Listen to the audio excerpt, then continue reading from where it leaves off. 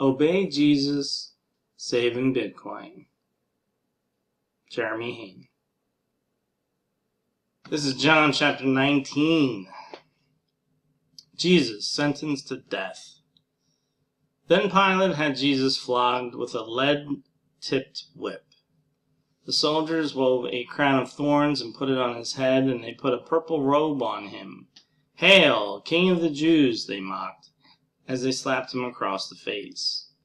Pilate went outside again and said to the people, "I am going to bring him out to you now, but understand clearly that I find him not guilty." And Jesus came out wearing the crown of thorns and the purple robe, and Pilate said, "Look, here is the man." When they saw him, the leading priests and temple guards began shouting, "Crucify him! Crucify him!" "Take him yourselves and crucify him," Pilate said. "I find him not guilty."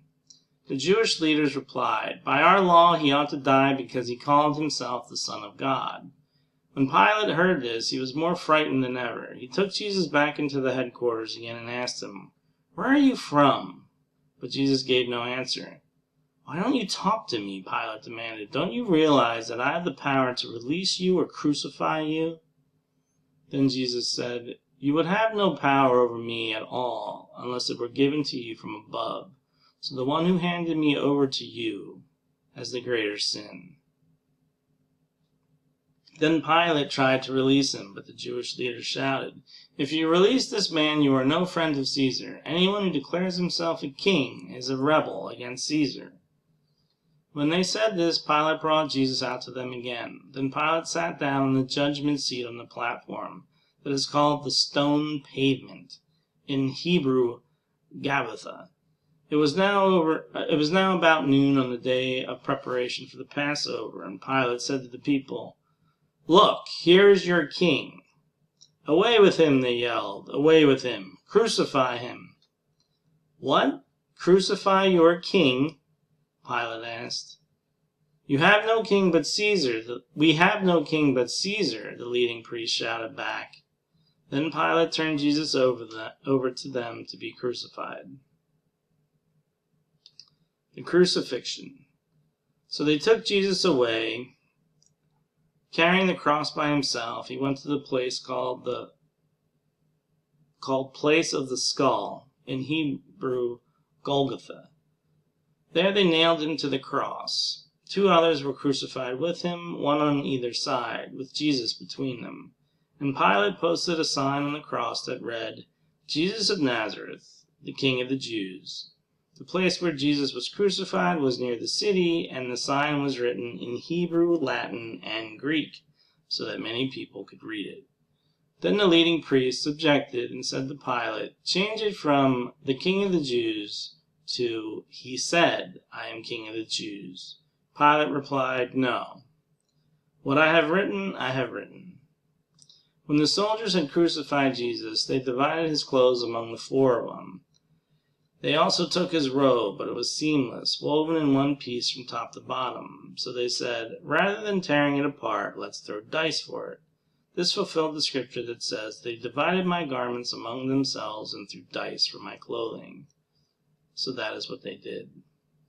Standing near the cross were Jesus' mother and his mother's sister, Mary, the wife of Clopas, and Mary Magdalene.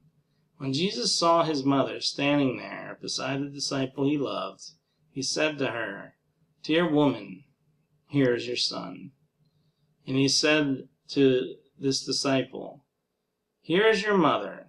And from then on, this disciple took her into his home. The death of Jesus. Jesus knew about his mission. Jesus knew that his mission was now finished. And to fulfill scripture, he said, "I am thirsty." A jar of sour wine was sitting there, so they soaked a sponge in it, put it on a hyssop branch, and held it to his lips. When Jesus had tasted, he said, "It is finished." Then he bowed his head and gave up his spirit. It was the day of preparation, and the Jewish leaders didn't want the bodies hanging there the next day, which was the Sabbath, and a very special Sabbath, because it was Passover week. So they asked Pilate to hasten their deaths by ordering their legs be broken. Then their bodies could be taken down. So the soldiers came and broke the legs of the two men crucified with Jesus. But when they came to Jesus, they saw that he was already dead, so they didn't break his legs. One of the soldiers, however, pierced his side with a spear, and immediately blood and water flowed out. This report is from an eyewitness giving an accurate account. He speaks the truth so that you may also continue to believe. These things happened in fulfillment of the scriptures, they say. Not one of his bones will be broken, and they will look on the one they pierced. The burial of Jesus. Afterward, Joseph of Arimathea, who had been a secret disciple of Jesus, because he feared the Jewish leaders, asked Pilate for permission to take down Jesus' body. When Pilate gave permission, Joseph came and took the body away. With him came Nicodemus, the man who had come to Jesus at night. He brought about 75 pounds of perfumed ointment made from myrrh and aloes. Following Jewish burial custom, they wrapped Jesus' body with the spices and long sheets of linen cloth.